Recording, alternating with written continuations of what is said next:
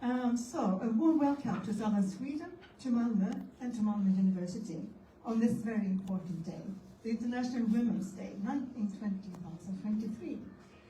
It's a global day for celebrating the social, economic, cultural, and political achievements of women. It is the 48th year, actually, that the day is celebrated. It was in 1975 that the day was made official by the United Nations. And the latest years, the UN Women have been carrying out a theme for it. And this year's theme, as I think you all know, is the digital innovation and technology for gender equality. So, this is the first time that the Global Thinkers Forum and the 5th Athena40 Global Conversation will be arranged in the Nordic countries, I was told. And we at Malmö University are honored to be invited as one of the co-arrangers. Malmö University is an urban university. We are situated in the very center, or may I even say heart, of the harbor city, vibrating of young people, creative industries, and cultural expressions of different kinds. The city, which is Sweden's third largest, is global in many ways. For example, the mayor often lifts forward that around 150 languages are spoken in this city. A situation that helps us keep up our senses open for the world. This university is quite young, 25 years this year, and 5 years ago we got accredited as a full research university. We have about 25,000 students, of which 2/3 belong to the first generation of academics, and almost 3/4 are female of the students. And this shows that we take a large responsibility to create a better world, as we believe that research-based knowledge is an important means to reach an equal and sustainable society. Malmö University is founded on the human, democratic, and academic values that have emerged from the century-old ideals of an open society, freedom of speech, and critical thinking. Malmö University provides education and research of high quality through which, in collaboration with other societal actors, we create, share, and disseminate knowledge to understand, explain, and develop society in a broad sense. We wish to make new groups of students feel at home at the university, and not least new groups of women. Malmö University has a strong global engagement, and the world is right here in Malmö. Today, as I'm speaking here, many smart and active student representatives from all over Europe have their annual European Student Convention here in Malmö. They are discussing important questions, including the future of the world, of course, health issues, how to make conflicts and climate change end in a peaceful way, and of course, how to conquer the gender gap. So if you wonder why there's not so many students here right now, you might know the answer by now. This academic year, our students finally are back on campus after the pandemic years. Over these years, we discovered new ways of meetings. The digital meetings suddenly became a part of the daily working life.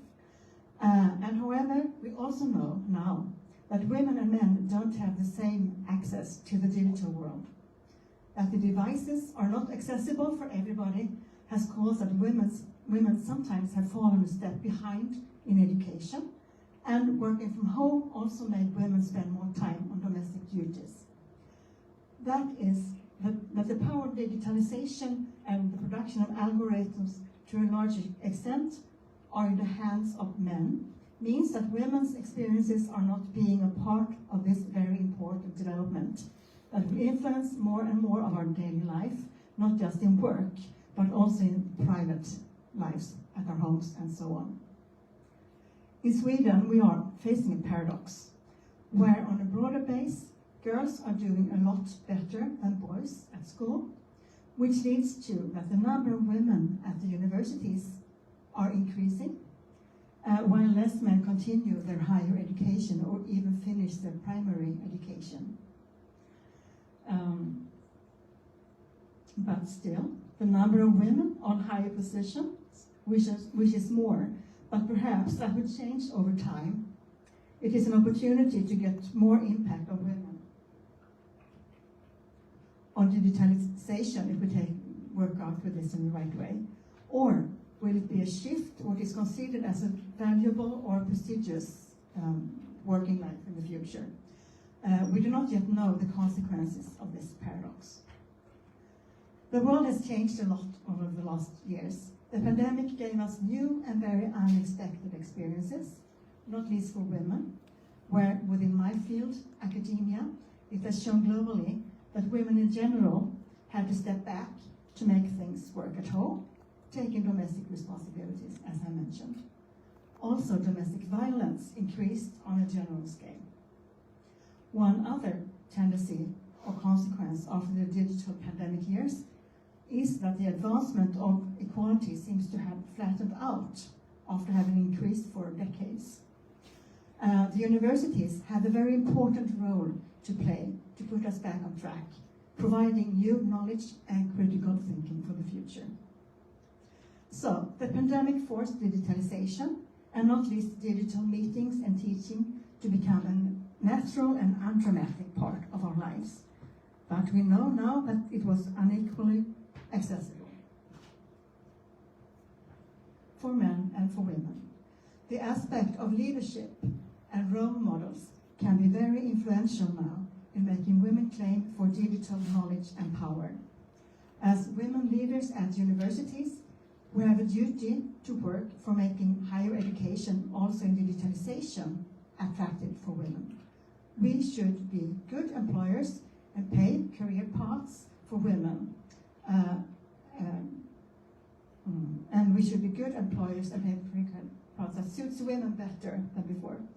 For this co-creation of a better future, it is crucial that women's perspectives are included in the construction of algorithms, for example.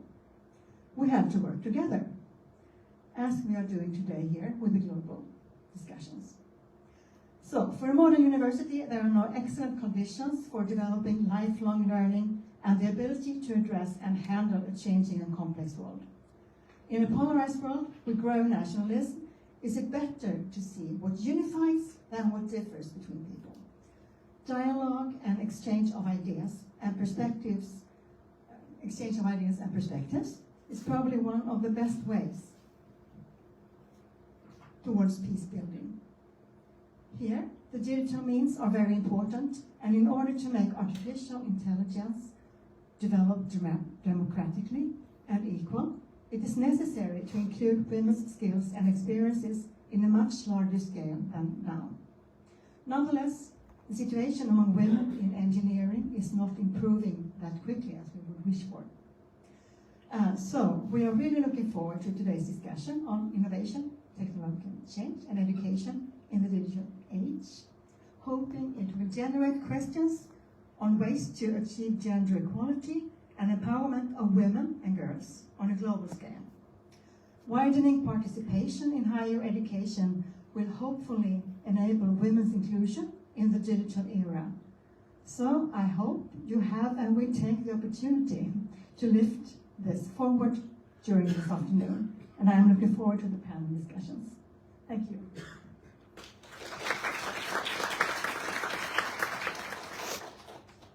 Thank you, Rebecka. Hello, everyone. I'm really, really happy to be here today because for me, this is very special because I'm a girl from Malmö. I grew up here and it's my hometown. So to come back after almost 30 years abroad, it's a wonderful feeling. I'm on the advisory board for Global Thinkers Forum and for Athena40, and it aligns very well with my day-to-day work.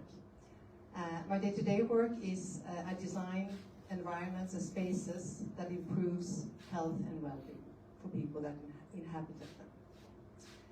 So I also would like to thank Maria Vidakovic for a great collaboration and your generosity to do this together with us. And we are very grateful to Malmö University to be able to collaborate. And this is, like you said, Rebecka, where are you? Let me just see where you are. Oh, there you are. It's the first time that we are here in Scandinavia, Athena40 Global Thinkers, to be represented here. And we are very, very pleased for that, because I think Scandinavia has a lot to share to other countries in the world. You said already quite a lot about International Women's Day. I would just say a few words about it as well, because I just have to. So it has been observed since the early 1900s, and a time when there was great expansion. And IVD was honored actually for the first time in 1911 in Germany, Switzerland, Denmark, and Austria as the first 4 countries. And since then, of course, the world has witnessed a significant change in women and society towards equity. But I think we have still a continuous journey to walk together, hand in hand, women and men. Dear guests, my name is Maria Tibblin, and I'm really delighted to welcome you today to the 5th Global Conversation, organized by Athena40 and Malmö University, promoting female leadership and connecting to women to international networks. It's an international event. Panel discussions are happening right now in several countries: Beirut, London, Karachi, and Malmö. We will connect live in about 10-15 minutes with London and introduce ourselves, and I will introduce our lovely women here that will be our speakers, and then we will go back and have our discussion locally here in the room. And then we will connect again an hour later, about 55 minutes later, and our rapporteur, Lotta Vidén, she is writing now during the conversation, and we will report our summary from Scandinavian, not only to London, it goes out in 70 or 80 countries, what we have talked about here and discussed. So it's a lot about sharing experiences. What have we learned? What could we do better? And what can we help or deliver to other countries? What we know? And then we will also, of course, hear what they have talked about and discussed. So it's really about connection and between countries, I would say. Defined by UN Women as a priority theme, like you already said, innovation, technological change, and education in the digital age will generate the main questions that we will talk about today. Innovation, tech, education, there are significant factors to achieve gender equality and empowerment of women and girls.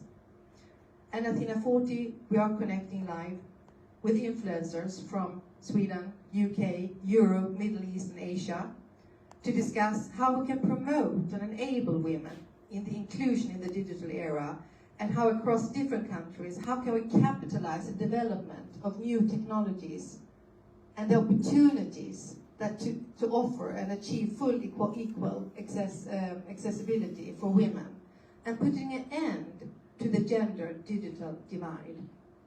This will be the focus of today's conversation, marking this important day, International Women's Day 2023.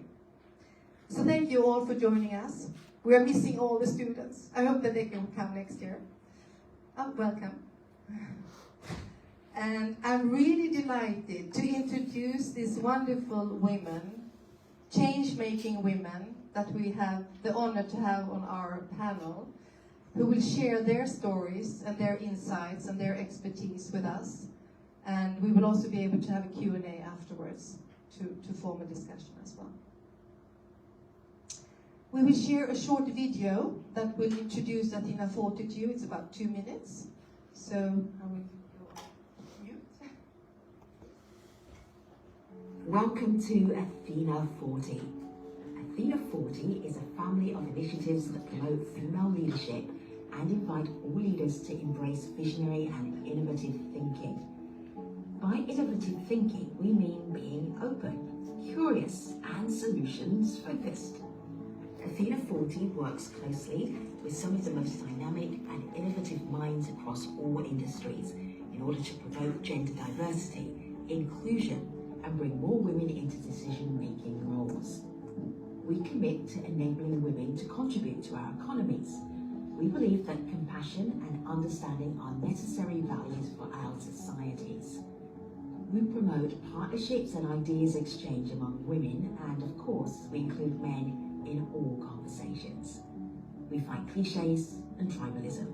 We propose collaboration instead of segregation. We ignore labels and stereotypes. We recognize the value of diversity as a fantastic source of talent and knowledge. We stand for freedom of thought and expression.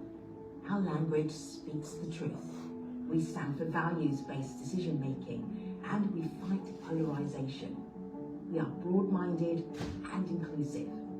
We believe in meaningful networking and the need to keep lifting each other up.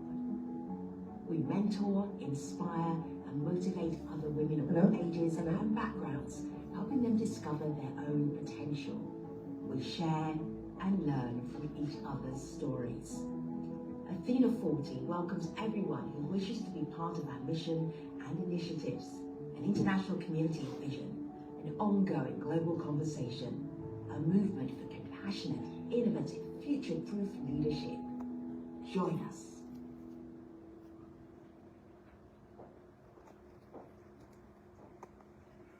Well, the digital era. So now we have 21. So while we are waiting to connect with London, I would like to, maybe for those few minutes, if you would like to talk to your neighbor, and maybe if there's something that you think about that you would like to ask the speakers on our Q&A, or maybe just have a chat about Women's Day for these couple of minutes before we connect. I will offer you to do that. Just have a few minutes.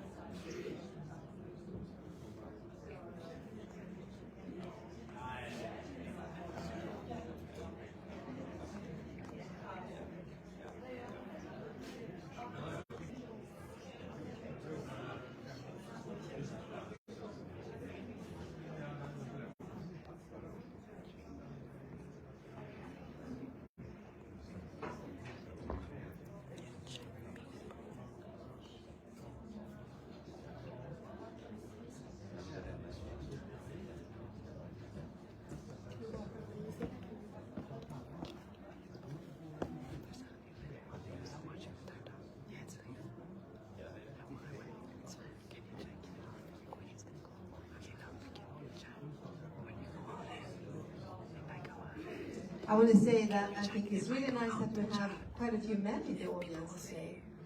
We appreciate that very much, because I think we need each other, and we should walk together. It's really nice.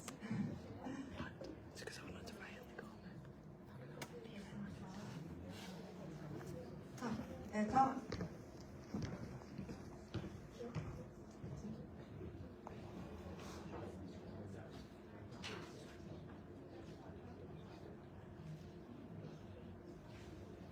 This is the founder of Global Thinkers Forum, Elisabeth Filippoli, in white. She's in London now.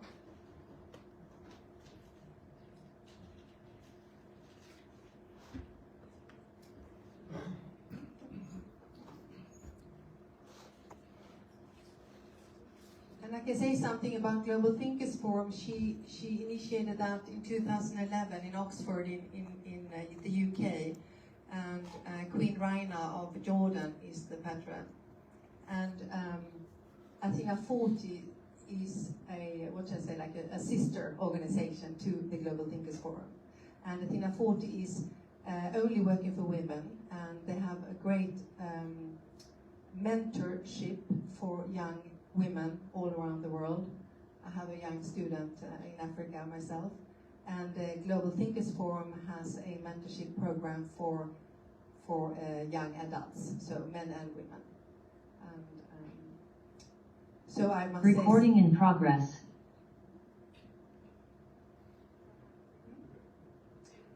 Yeah, and since 2012, Global Thinkers Forum is now established in almost 80 countries. So it has grown very rapidly. And Joséphine, that I will introduce later on, is going to talk a lot about partnership.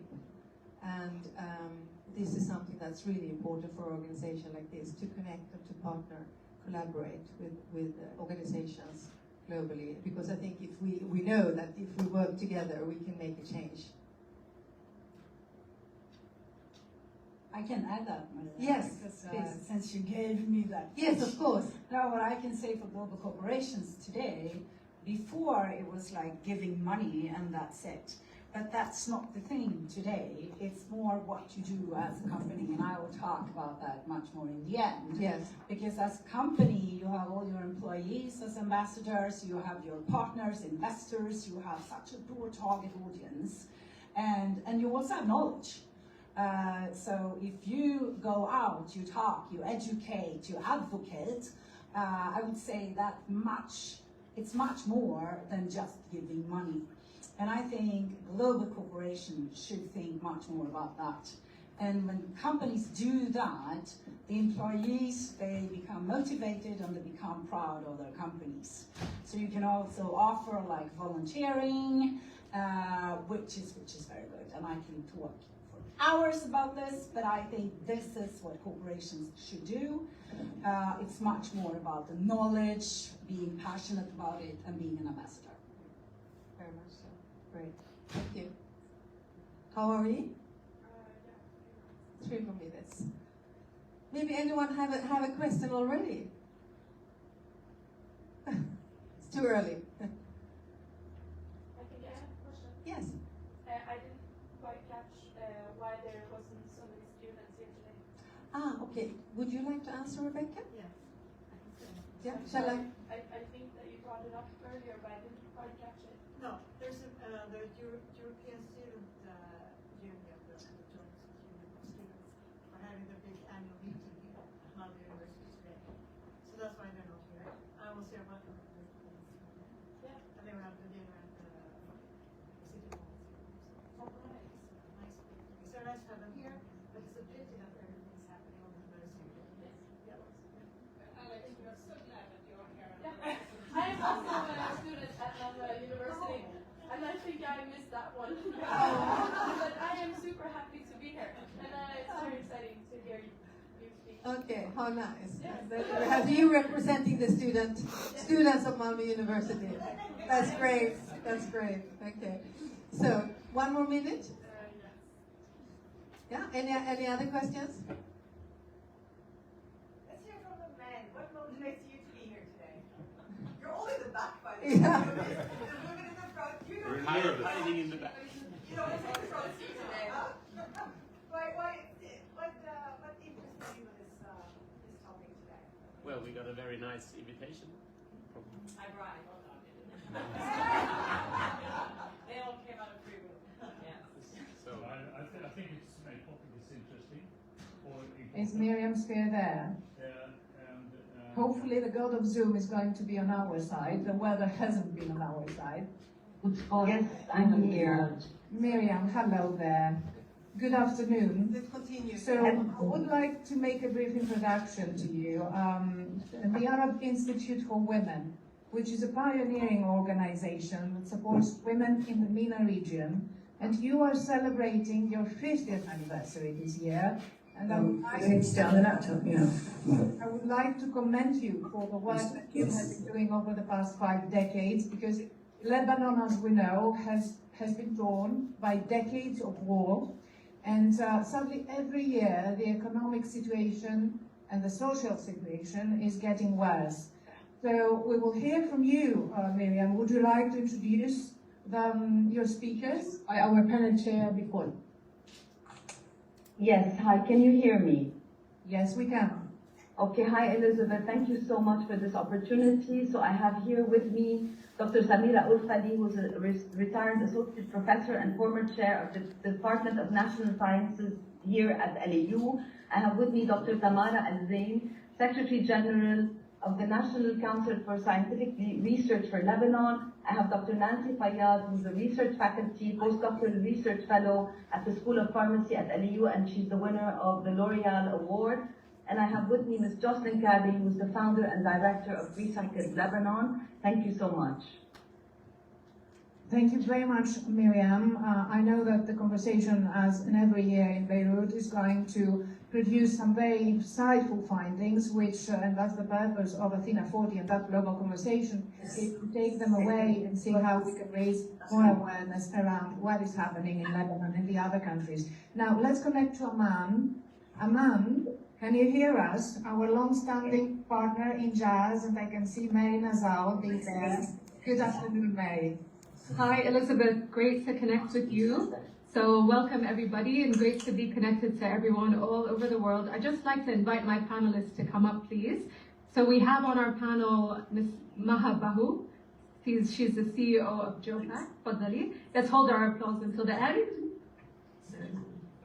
I will be introducing each one of the panelists in more detail. So if you can just hold your applause until the end, because we're just live with other countries. And also, we have with us today Ms. Dana Suyah, the CEO of Amman TV. You're not going to listen to it, that's fine. We're in Jordan, it's all good. We have Ms. Dina Majali, the co-founder of Crystal. And last but not least, we have Ms. Reem Smeirat, the founder of Will Motive and Phoenix. Thank you, Mary. And with this opportunity, I would like to highlight that in Jazz and my startup, you are a long-standing partner of Athena40, and we couldn't be prouder for this collaboration and the friendship that we had over the years. We launched Global Thinkers Forum in Jordan 11 years ago. I can't believe how time has flown. But under the leadership of your CEO in Jazz and my startup, my very good friend Dima Bibi, the organization has been thriving against adversities and odds. It's not an easy world out there, we know that.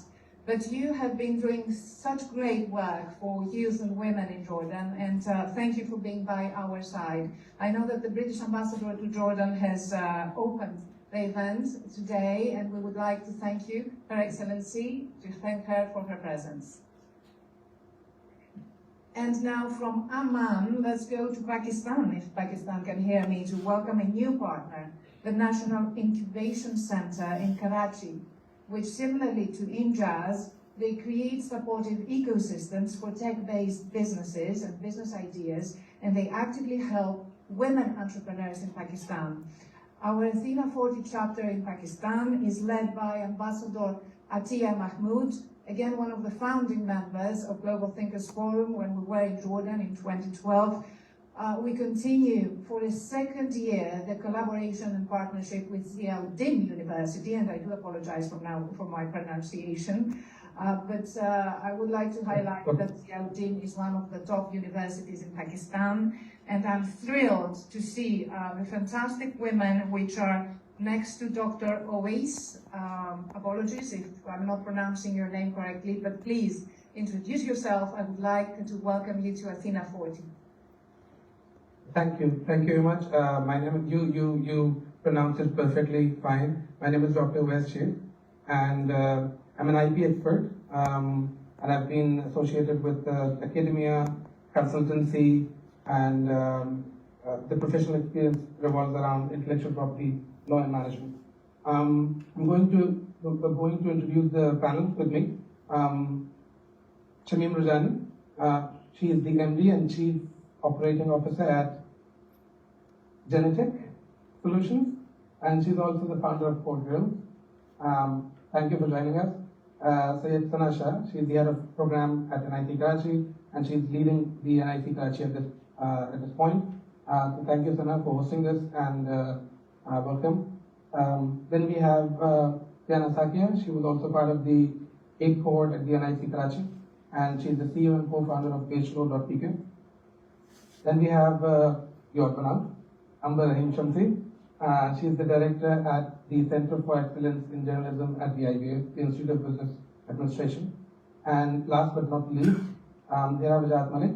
She is a director. She is the director at Assimilis and a clean tech activist at heart. Yeah. So I love seeing those spirits and how how wonderful it is that you have such a positive energy in the room. Fantastic women. I wish we can meet you in person sometime soon. And fantastic, of course, gentlemen. And thank you, Dr. Always, and also Muaz Sayed, the Director of Development for the University, the Vidakovic University, who has been supporting Athena40 for us. Now, we will leave Karachi and we're going to Sweden. And under the leadership of our board member, Maria Tibblin, we will connect to Malmö University. I hope that Malmö can hear us. Yes, we hear you very well, Elizabeth. Thank you so Hello, much. Maria. Thank you so much. Good to see you all the countries. And we have a sunny day here in Sweden, so we're really happy celebrating International Women's Day. And I would like to introduce our great panel and the women here in Malmö. The Vice-Chancellor, Rebecka Lettevall, Counselor for Global Engagement and Human Rights Professor of Intellectual History at Malmö University. Charlotta Löfgren, Professor in Health and Society, Field of Sexology and Sexuality Studies at Malmö University. Annicken R. Day, Global Executive Advisor, Culture Expert and Author. Joséphine Edwall, Senior Advisor and Communications Experts of Hygiene and Health at the company Essity. Charlotta Ljung, CEO of Duxiana and Founder and Director of Endbright.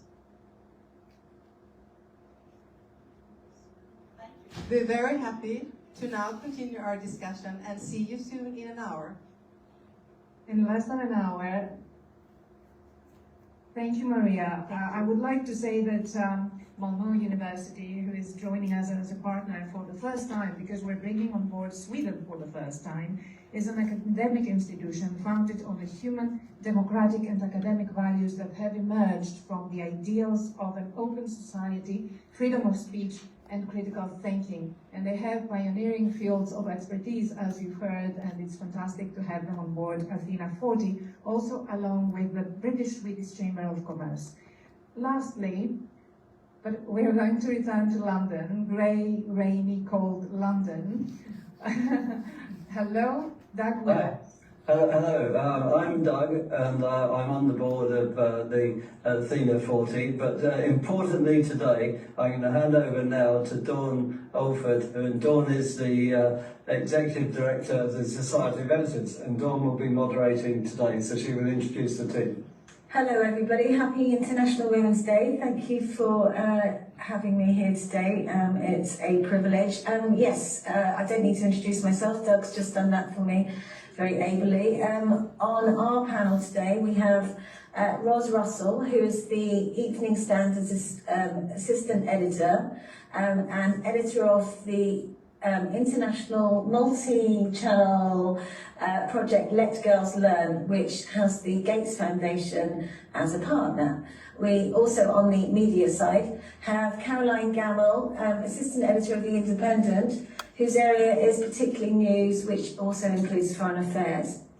In terms of policy and politics, which we will also be addressing today, we have Judith Diamond, have I got the surname correct? Thank you. Who is the lead global advisor for Polio Plus National Advocacy Advisor. She's also chair of the representatives to the United Nations and to the Commonwealth. I hope I have most of that correct. Again, we'll see you in an hour, so it's going to go very quickly. I'm so sorry. Bella Evidenti, I've forgotten somebody, who has been the executive of the United Nations and supports charities across London. So we'll hear much more from them and we will report back at the end. Thank you. Dawn, thank you, Doug, and all your panelists. We have 41 speakers around the world. every year there's so much energy and buzz and anticipation, so we're very proud and very thankful, and I will be back to you in about 50 minutes. Now let's come back to our room here, and I want to introduce my good friend and board member, Paula Diana, an activist, social entrepreneur. How should I call you? I know, I'm relating. Can I ask all students to go on mute, just to make sure that, yes, we do not have any noise. So over to you, Paula. Thank you, Elizabeth. We're in your hands. Thank you. It is a pleasure to be here with you today. And first of all, happy International Women's Day. So now we're back all together this week.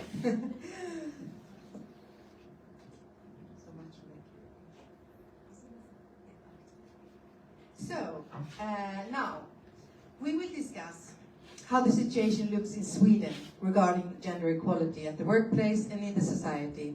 What are the urgent issues for Scandinavia? And what have we learned from the past, and which are our goals for 2023? And I would like to start with you, Charlotte, Löfgren, or Lotta, whatever comes out. Yes. Research has shown that meeting your partner on a digital platform has increased rapidly. How does that look in terms of gender and age? Well, that's a big question to start with. First, I would like to say thank you for inviting me here, and I'm very happy to see all of you here because there are a lot of concurring events today. Yes, my research is, one of my research tracks is online dating. And what we can see as a pattern is that it's becoming increasingly popular.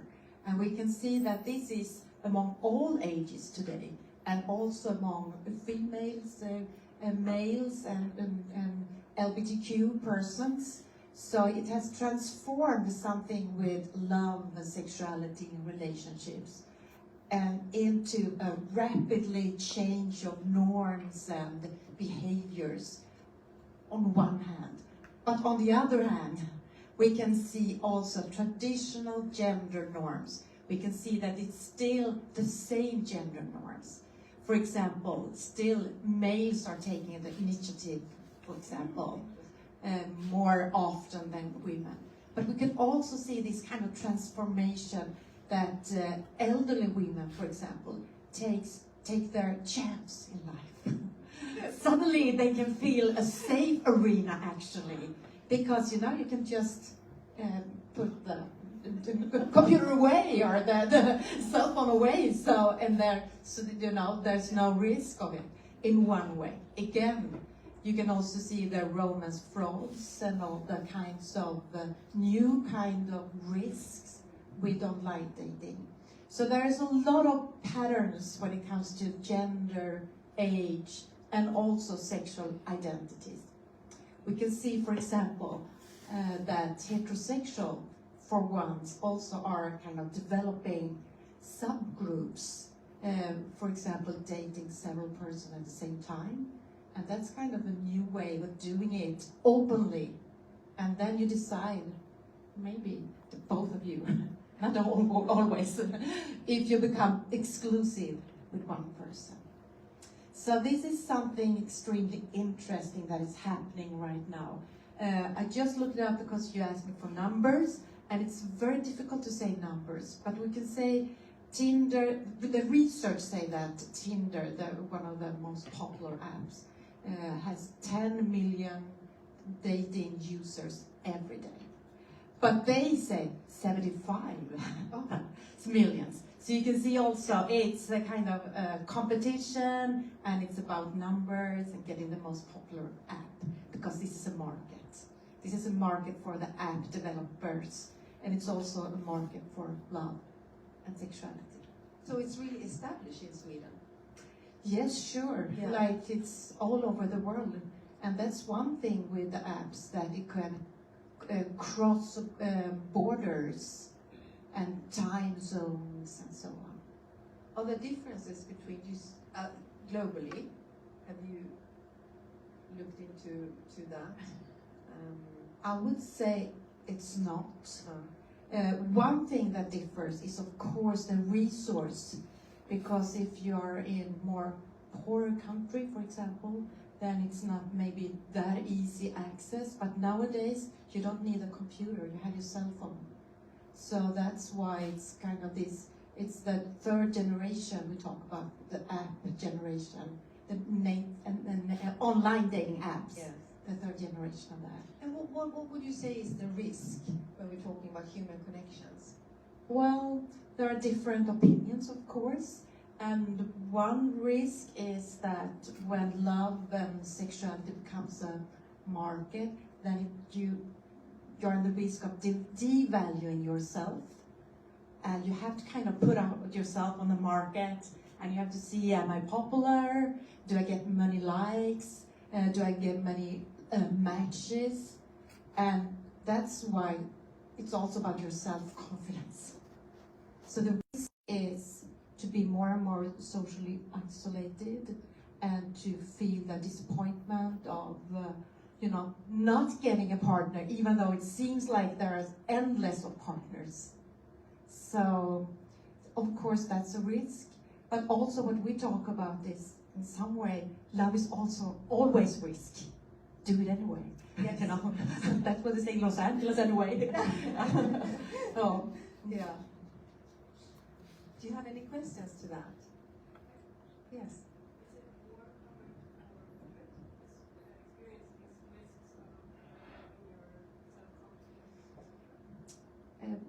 We have been looking, the question, if you heard it, it's about who are most in the risk. Are the young females?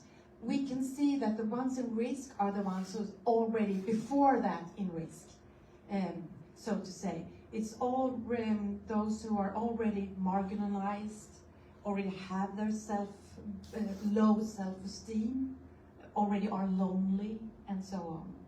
So it's kind of the same phenomenon like in the real world, but here it's accelerating.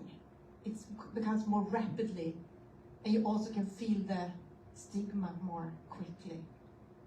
But on the other side, it's also the positive side is that people who felt more lonely before because they lived maybe in smaller towns, or they were seeking a same-sex partner, for example, they can easily find a partner now, or people with disability. And some people say that you get to learn another person from the inside and then to the outside. But I'm not really sure though, because nowadays it's much more about the picture you show of yourself. And then it's very important, I can just give you advice if you want to. It's better to put out a picture when you are old and fat than to disappoint, the day when you meet the person in real life. Yeah. Sorry. Charlotte, when we spoke, it was something new that I've never heard about, especially in Sweden, that we're seeing a gender equality paradox. Can you please explain that? Because I've never heard that before, and I think it's something that maybe Sweden should share with other countries. What have Sweden learned about that? What is the risk? Is there a risk? What can we do about it? Could you maybe explain to the audience what that is and how you've seen it in Sweden? I think Rebecka said something about that in the beginning. It's that we can see that we have been seeing the change of girls having these higher degrees in schools. So they are the majority nowadays of higher education. And that means that the guys are slowly coming after the girls. And when it comes to couplings, to having a partner, the well-educated females want a well-educated male. And there are none. I'm sorry. No. The few of course them that is their hair. Yeah. Yeah. It's Women's Day today. Fucking joke. So that is a paradox where we have been putting these efforts and resources into girls' education, and then they are finally there, getting more positions in higher positions and higher education, and then they don't want to get any children with lower educated males. And this is a paradox not only in Sweden, we can see it in other countries too, Japan, for example, and also US. And so now we are talking about how to get the young boys and the young males on the track again, because this is very important for equal society. So regardless gender, you have to have good opportunities to get a good education. So this is something that Sweden is looking into politically and programs and Yes, discussing. yes. Because we see the risk of these young guys, boys, males, that they are getting more and more isolated. And there is a smaller group of males in risk, and that's what we call incel. Involuntarily, you know, when they, I don't want to speak too much about that today because it's a big topic. Of course. I just wanted to mention it because it was new to me. Another question. Global sexual health is part of our general health. And how does Sweden promote this in comparison to other countries? Well, one important thing, of course, is that we were first in the world having compulsory sex education. I guess almost all of you know that. And in one way you can say that we are very proud of that. But we also can see changes in how we have been conducting the sex education during the centuries. During some period of times we have been talking about risk, problems, sexually transmitted diseases and so on. And now it's a big change because we are actually changing the name of sex education into sexuality, consent and relationships. And this is connected to the thing that I talked about, the gender paradox, because we want to have the opportunity to talk more about norms, more about conduct, more about behavior, and not that much about sexually transmitted diseases. Yes, of course. And contraceptions. So we have to talk more about values, morals, ethical dilemmas. Totally agree with you, absolutely. And then comes the other preventative. Yeah. Do you have any direct questions for Charlotte now? We will have a Q&A. Yeah, please. Go. Okay, I just wanted to ask, you know, there has been this problem between women, sometimes that they mention there are women who are very used to get hit on, which is not happening anymore in the northern parts of Europe. And I have spoken with a lot of women that don't know what is wrong or right. You know, on the one hand, they are lacking some kind of communication, but on the other hand, it is improving that men cannot just, you know, come up to you and tell you anything. So I was just wondering, what's your opinion about that? Is there some kind of scientific way to explore the dynamics?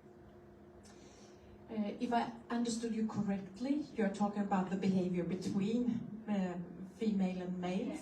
Yeah, and that's a big question because it's about sexual cultural norms. And for example, here in Malmö, Rebecka also said that, I think we are talking about like 188 nationalities. And that means you have your upbringing with different kind of parallel sexual norms. So that is also one reason why we in Sweden want to have this opportunity to have compulsory sexuality, consent and relationship education in school for all teachers to take responsibility for. So it's not only for the teacher in biology, for example, or the school nurse. Everyone had to also catch the question when it comes. So it's supposed to be more integrated. And so the thing you talked about, it's not an easy solution. We are hoping for the next generation, I would say, in one way. That doesn't mean that it's hopelessly that we don't have the opportunity to change grown-ups. Of course we do. And we can also see, I can talk for a long time, the change of elderly people, for example. And that means a change when it comes to gender roles and also how to construct and reconstruct your intimate relationships. And that means in Sweden that we can see a new trend, and that is divorces between people who have long relationships, and that means that 25, 30 years or more. And this is kind of new. And one explanation is that in Sweden we have the population that are getting older and older, and not only older, but getting healthier and older. And that means when you're 60, you might have 30 more good years to live, at least 15. So that's why also people are thinking, I got a new chance. Thank you, Charlotte. You mentioned divorce, and that was a natural move to the other Charlotte. Yes. Charlotta and Charlotte, I have to, I mean, if I say wrong, please excuse me. So thank you so much, Charlotta. And you will have the opportunity to ask questions later on at the Q&A. So Charlotte Ljung, yes, you started Endbright. Yes, this is the beginning, this is the end. Exactly. Yeah. But we're still friends. Exactly. You started Endbright, a digital divorce planning service. How do you see the difference between women and men in the divorce process or separation? Well, I came about this, and I'll just latch on to what Lotta said, that yes, love is a risk. One should take the risk. It's a lovely thing. But then I came into Endbright and the foundation of Endbright from a statistical point of view, where I observed and saw the vast amount of people that actually get divorced or separated. In Sweden today, it's some 200,000 plus people that end up in divorce or separation. The average length of a marriage in Sweden today is 11.7 years. 45 versus 42 female, 45 male, 42 female. I could go on and on, but that's where I came into this. And also in the global perspective, because yes, we are in Sweden and we've gotten pretty far in terms of breaking certain parts of the stigma that circles around marriage, or breaking up a marriage that ends basically, or a separation. And of course, so this differs still very much today on a global level. It is still illegal, for example, to get divorced in the Philippines and obviously in the Vatican, because we are still in this global digital age, we're still very sort of confined and restrained from culture, from religion, and from different global perspectives. So we in the Western world, and we could definitely see a push or sort of an acceleration of the way we look at divorce and separation through the pandemic. But in the Western world, this is pretty much accepted, especially in the Northern Hemisphere.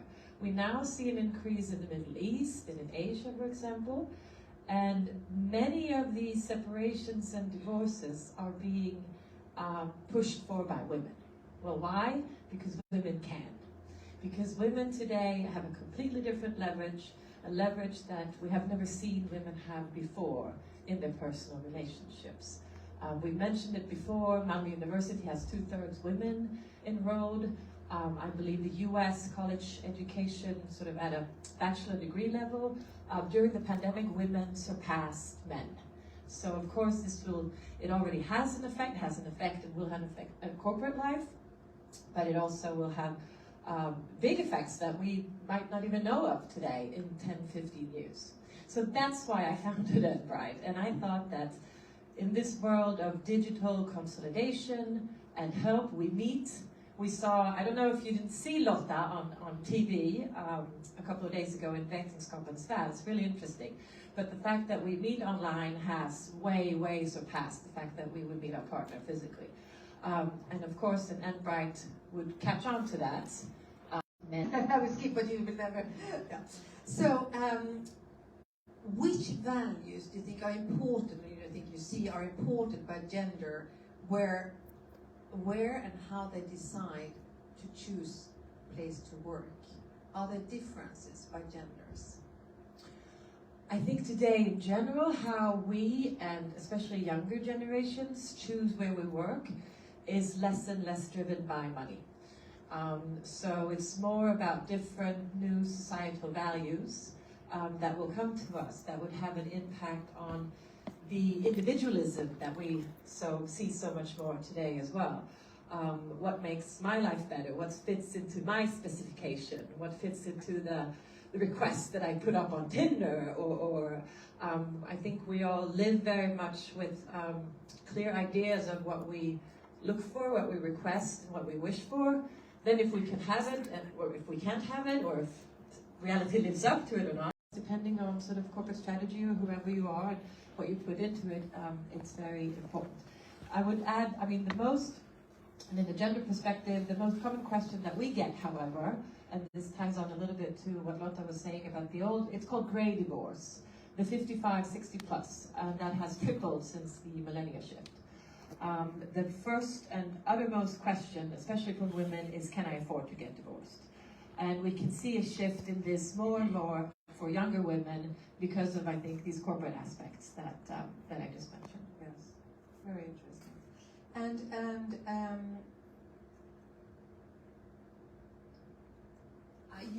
when we talked about this, you said very interestingly that Endbright, you are collaborating and you have partnerships with insurance companies and workplaces and businesses. Could you talk a little bit about that? I think.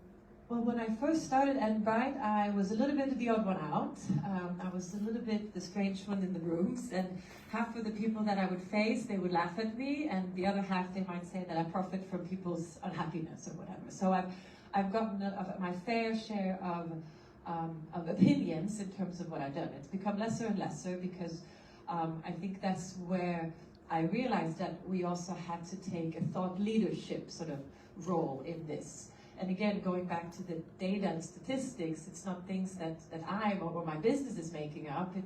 It's pretty straightforward facts. So Endbright started releasing reports where we consolidate a lot of these data and the facts that are on the table to potentially help corporations to be able to meet and face their new and their future workforces.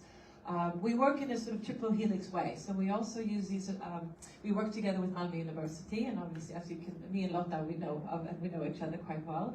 And there's a lot of knowledge sharing that we can entertain there, and also politically. Because in Sweden, as well as globally, the way the legal, especially, systems are set up, they are based in a time and age, dating back to the Middle Ages in certain ways, where the nuclear family and where religion was the way of controlling and dictating the way a family or family personal relationship constellations are. And we can see this slowly but surely breaking up. I mean, this is on the agenda for EU, the UK, we have the chamber here. As late as April 22, there was a major legal change in how you actually separate in the UK. So we really tried to take a triple helix sort of approach to it. And I think sharing is caring, and sharing is the way that we're all going to make a difference and sort of gear up for whatever's in next generations. Yeah. I think that's super interesting to be able to share with other chapters. Sweden versus globally. Do you have? I mean, you talked about it already, but is there something that you really specifically? Because since we talk about politics, tradition, culture in other countries, so it can maybe not just take this concept and place it in another country because they have politically and culturally and traditionally very different. So, but what would you like to share? Would there be something like more generalized, or how would you try to get into another country? Right. I think we're just utilizing the digitalization and the openness that Swedish society has. I think Sweden cradles and is a very good stomping ground for digital, sort of at best forward-thinking, thought leadership-oriented companies. And I think that's very much, a brand. I mean, if we have employer branding, or we have personal branding, and we used to have ABBA and Volvo and all that. I think that's really what Sweden encompasses, that we can use and change, even when it comes to previously stigmatized areas such as sexual health and well-being, and the stigma that's circled around divorce and separation. So really just using whatever we have, digital tools, to just get it out globally. And then, like you say, it's going to be caught up differently depending on whatever culture or religion that exists, and timing also. There's we're seeing sort of how this travels in a time spectra as well, of course, globally. So step by step. Step by step. You said that mainly, correct me if I'm wrong, it was mostly women that initiated divorce. Yes.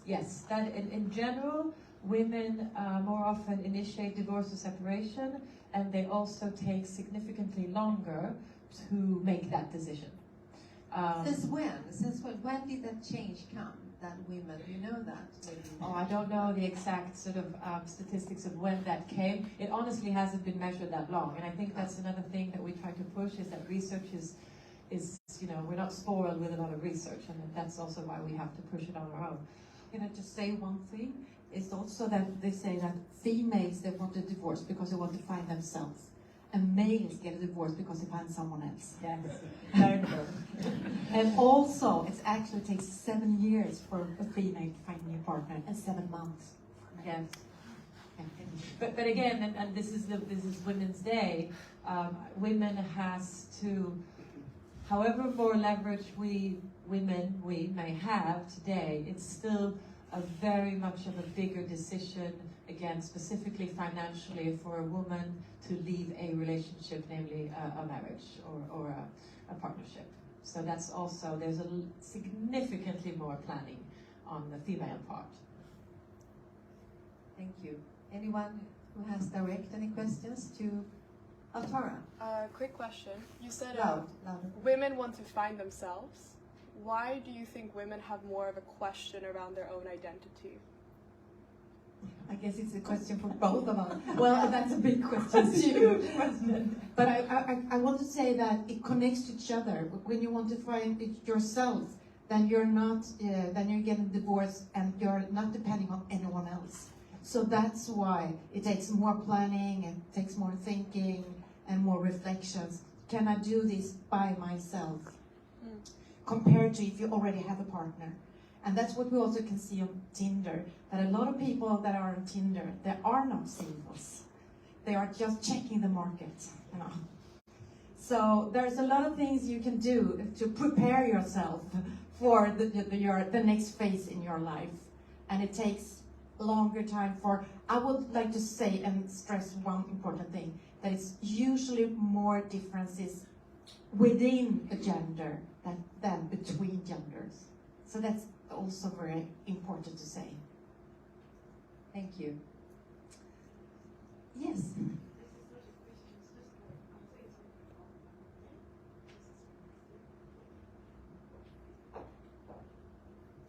Yes, I'm saying just something, just because it's Women's Day, because now we're talking about the women here in Sweden. But where I come from, because I come from Africa, I come from Uganda. The women, some of the women don't take the risk to divorce. They call it a risk because some of them are actually depending on men. There's a lot of women who are unemployed. Or there's some men who control women and stop them from trying to do some things to help themselves.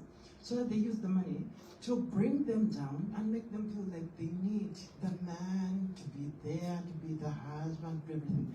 And then the women are now afraid of leaving this man because sometimes the women marry off when they're so young.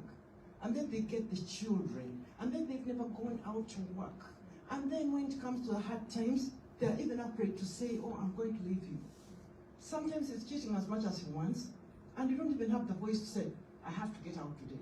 Because now you don't have the confidence to leave because, first of all, you're married so young. Next line, you don't even know how to live by yourself. Third in life, you've never been worked. How are you going to start looking for the money? How about the kids? They'll be asking, but why are we not living with dad? So all of these questions. And sometimes you might have a mom who says, don't you know it's an embarrassment? You married a rich man. How will the other friends know, or the neighbors will be the big talk, and everybody will be saying, oh, she's left the man. So also, that's like keeping up appearances. Some women are living under torture because of that. They can't even divorce.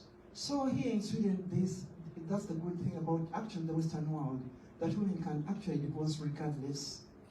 But in some countries, women don't have such a high voice. And I think it's very good that you said this loud, because This is actually also one of the parallel norms in Sweden. We do have honor-related norms in Sweden too. So that's why we live in a society where we have the legislation that is allowed to get a divorce, for example. But still, there could be cultural and sexual norms that are more traditional or that are more honor-related. So it's very important to say that. It's very difficult and it looks very different in different countries, but also in the same countries could look quite different. Thank you so much. Important question. And we will have a Q&A later on, so you will be able to ask more questions. Thank you so much. Thank you, Charlotte. I will introduce you to Annicken Day. Does your microphone work? I'm checking. I Good, think so, good, yes. good. So can I stand up? Yes, of Yeah, course. sitting. Annicken, Yes. you have worked in the tech industry for many years. What kind of changes do you think we need to see for more equity in the industry? And how can women and men contribute to the change? Well, I think the first thing that needs to happen is that everyone needs to acknowledge and be aware of there is a huge need for change, and especially now we're talking digital, we're talking the tech industry. The female representation in the tech industry is 27%. And if you look at the workforce in general, it's 47%. And it's increasingly, the tech industry is struggling with attracting female talent and have tried lots of different approaches. So of course, there's certain which has to do with the structure and the fact that it is a very male-dominated environment, and a lot of men prefer it to be that way because sometimes it's a bit easier to work when you are all agreeing on everything, right? Of course. And having a woman or several women into a well-established bro culture, if I can call it that, doesn't always fly that well with the team. So that's a part of it. And another is that there's a cultural challenge, because the fact there's a lot of women who's overqualified, more than qualified, to apply for a lot of those jobs that men have. But you know, one thing is that the tech industry in itself doesn't have the best rumor for women. 50% of the women in tech has either experienced inequality, discrimination, or sexual harassment. So being a woman in tech, it requires a certain stamina and being able to stand up for yourself. So a lot of women are qualified, they even have the education, but they choose to use it elsewhere because they don't want to be part of that system. So we're seeing a structural challenge, and we're seeing a cultural challenge. So if you look at how can we change this, and how can women and men work together on making this change, it has to do the willingness to do things differently, the willingness to start working differently, and to seeing the tremendous value of having a diverse work team. It's a leadership team. And today you still see on boards, executive teams, very many of them that I know and work with are 100% male. So you can imagine the kind of missing out like half of the population, half of the talent. So the men need to be willing to give up some of that, you know, comfortableness of being with peers that kind of approaches things a little bit more similar. But also women needs to take more room, take more space, speak up, apply for jobs you don't feel qualified for even, because I've been interviewing thousands of candidates for jobs and seeing this huge difference between how men and how women approach a job interview. So for example, a man, he will, I'm being very generalistic here, so I know I have men here, so I'm, you know, but this is a personal experience that I've seen, and I hear many others share that the men that I have been interviewing, they're great at selling themselves, and they're not afraid to take on challenges that even though they don't know how to do the job, even though they don't have all the qualifications, they show up and just say, yes, I can do this. While the same, maybe even more qualified women, or at least the same qualifications, come to the same interview and actually tells me all the reasons why she won't be perfect for the job. So sometimes it's like, hey, you're actually here to convince me to hire you, not to tell me why not to hire you. So after a while, I started thinking, okay, so I have to, subtract about 20% of what the men says and add 20% of what the women said. And then we kind of go to balanced perspective. And that's how we were able to bring more women into those organizations, just like listening to them and acknowledging that we need those women, and without that balance, we don't work as well as a team. So that answers already a little bit of my other question, but I wanted to mention it because it's you were one of the first, world's first chief culture officer for Tandberg and Cisco globally, and you've coached so many executive, 400 to 500 executives. And I asked you before, what difference do you see by gender in the boardroom, in the whole company, in teams? But you already touched it. I touched it. I touched a little bit on the grow culture. But I would say this, because I've seen, sometimes I've been the only woman in a boardroom or in an executive team meeting. But I've also been in rooms where there used to be women and suddenly there is a woman. And you can see a shift in the way people work together. Like one woman, there's a group of 10 men, one woman is added and the whole dynamic of the room changes. I'm not kidding. You can just feel, it's just a different energy with that one woman. And if there's two, it's even stronger. And I'm not saying that it's because the men then don't dare to be themselves. It's actually what I think is beautiful to witness is if this woman actually show up with all her feminine values, and I don't also want to specify that feminine values is not only for females, it's also for men. Feminine values typically are being collaborative and listening and being compassionate, empathy, things like that, which are human values. But a woman often feel more natural to bring that into a group. And then we see the men actually that brings out that side of the men as well. So that's why we say it's not only that women, it is the influence that, okay, it is okay to talk about these things. So now you have men who hasn't kind of dared to take that role or be honest about that, how they feel. Just talking about feelings. How many executive teams do that confidently? It's not very many. But I promise you, the moment one start talking about it and we make it a safe space to do that, men has just as many feelings as women. They just don't talk about it in the same way. So that's the magic when we see the diversity, not only bringing in the different perspective, but actually it awakens new ways of thinking and working in those already in the team. So we can take a man's hand and let me, show you. Well, I have to open up today. No, I think it's all about, everyone have to show up as who they are. And that's another thing I also, when I coach female executives, is for God's sake, don't try to act like a man, because what this group needs from you is you being a woman.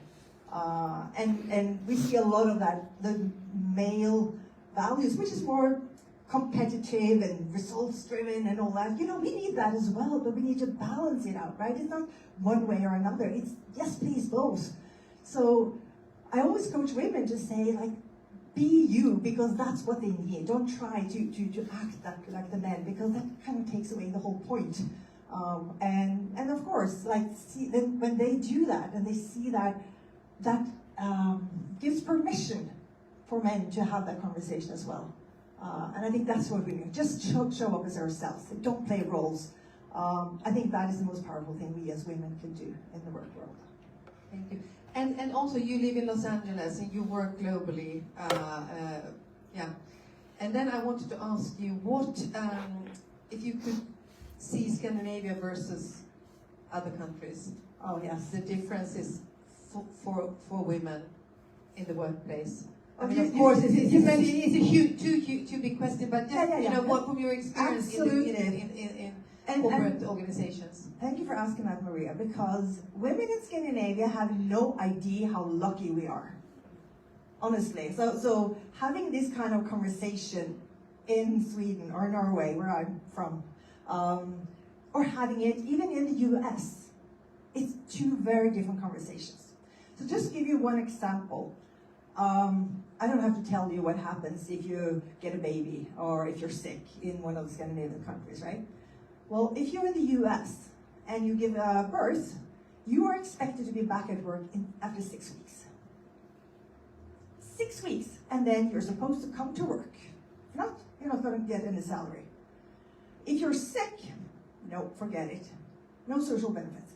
If you lose your job, well, you know what? What happens to a lot of Americans? If you lose your job, you might also lose your health insurance, you lose your house. So it's such a different environment to be. So if you look at that from a female perspective, having a career and a family in Scandinavia, that's kind of given, right? That's okay. Everyone has that, and we juggle it, and it's okay to go and pick up the kids. In the US, the culture is that, well, if you're here, you've got to give it all and expect long days.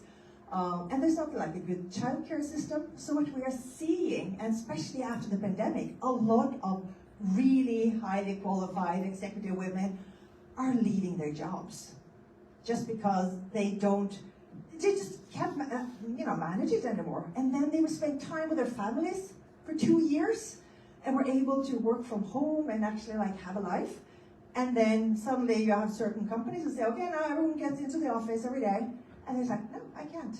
So that's a big shift happening. And the big theme, and there's another conference happening today in the US, which is all about why is it so impossible for women in America to have a career and have a family? That's the headline there. And we don't even need to talk about that because we're lucky, we take it for granted. But I think the world, I think US definitely, so much to learn from Scandinavia there. And I hope they will start listening to us. Yes. and you have written a book, Fly Butterfly, about being a woman in a male-dominated environment. What inspired you to write about that? Well, I have been a woman in a male-dominated environment for very many years, and I've seen it from the inside, the good and the bad. I've learned, to take my place in that environment and make it work, not by becoming like them, but just being me. But living in the US and seeing how much harder that is, I wanted to give a story about that in the US setting. So she's an American woman who does that. But what I hear a lot of business leaders say, especially then in the US, is like they're blaming, the economy, the government, and all that, and give that as a reason to not treating people well, or women well, or giving them rights. So I wanted to write a story that say that even though there's laws, even though there's rules, even though there's different ways of doing things, you as a business leader, you can always make your own choice. You can treat people in a different way. You can be fair to them. And in my example, she actually ended up creating this culture where she did give the employees 9 months off if they got a child. And I basically put in all those things we did in Scandinavia into the story. So my publisher, it was an American publisher, they read it, and then they say, Annicken, we love your utopia fantasy of the work world. Imagine if the world was like this. And they're like, well, it is in Scandinavia. And they didn't even believe me. They thought it was a bit too far out there, that environment that I described. But the reason, back to my inspiration, was to show there is a different way. You just have to, be the first. And if you want to be a change maker, you can't wait for the world around you to change. You have to step up and make those changes that you want to see. That's great. Thank you so much, Annicken. Thank you. And Joséphine, Edwall, we will, just before we start, we will start talking, then we will talk to London, and then I will talk with you again. So we will start now for 5 minutes, and then we will, and then we will discuss again. So because time was running a little bit, but we have now. So you are, as a senior advisor and communication expert of hygiene and health at a large global company as Essity, you have a great opportunity and a platform to make a change and sustainable impact. Can you please tell us how you, also as a woman and working as Essity, through communication, education, information and partnership? It's a huge question, but I know that you have a lot to say about that. Yes. So, this is on, I guess. First, I want to ask you guys the question, because you've been sitting and listening. How many would say this is half empty? Hands up. Nobody would say it's half empty. You would agree with me, it's half full. It's half full. That's how I see world today. We need to have hope. You can either look at the world today with all, we have never seen as many conflicts as we have today, actually, according to United Nations, because there are more conflicts everywhere. Sicknesses, illnesses, hygiene, which was actually on a raise, it's now getting like this. It's really depressing, and we know that. But still, if you compare very much ago, do you remember Hans Rosling, the professor? Exactly. Let's have hope, because still there are so many things that have changed to the better. So I want to start with this, because when I say the first figures, it's really depressing. So according to UN Women, 1 out of 3 women globally, I say globally, will expose physical or sexual harassment, or are exposing this every day, or at least once in a lifetime. 1 out of 3. This is not okay. How many countries do you think in the world have equality between the genders today? Yeah, how many countries have legal gender parity in the world today? How many countries? Give me a guess. 0. Whoa. Okay, 14, but there are lots of countries in the world. And what you said, I'm working at the hygiene and health company Essity. Here in Sweden, you might know Tork, Tena, Libresse, other brands like that. In UK, we have Bodyform. So we work a lot empowering women. That's why I started. Also with education, talking, advocating, and of course also improving our products for women. So it's not just like many companies say, we support women. And with communication, I used to be Chief Communications Officer at Essity, and I choose to work with partnerships. Because if you liaise, so we work, for example, with United Nations Foundation and UNICEF in Mexico. I will take those 2 examples. Yes. Is it the break now?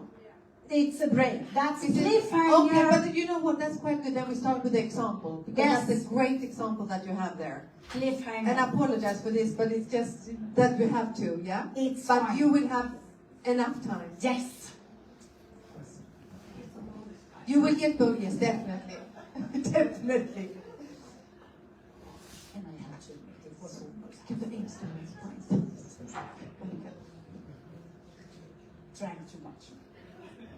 Yeah. Could you all please? Otherwise, it looks a little bit empty. Everybody left.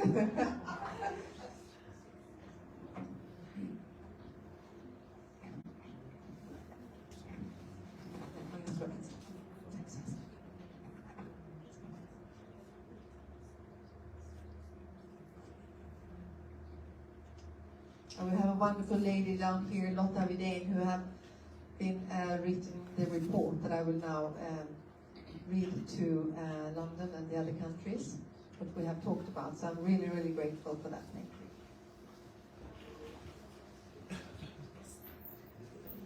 Yeah, okay, Yeah, yeah, sure, continue. of course, do that.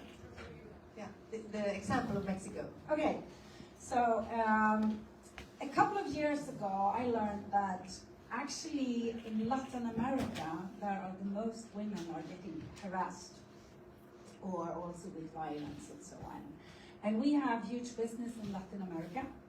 So we said, let's not only innovate our products, let's go out and let's talk and let's educate. And there are different things. First of all, you have these young girls. While recording in progress of access to girls to be able to learn more about the importance of science, having a career in science, and why it's important.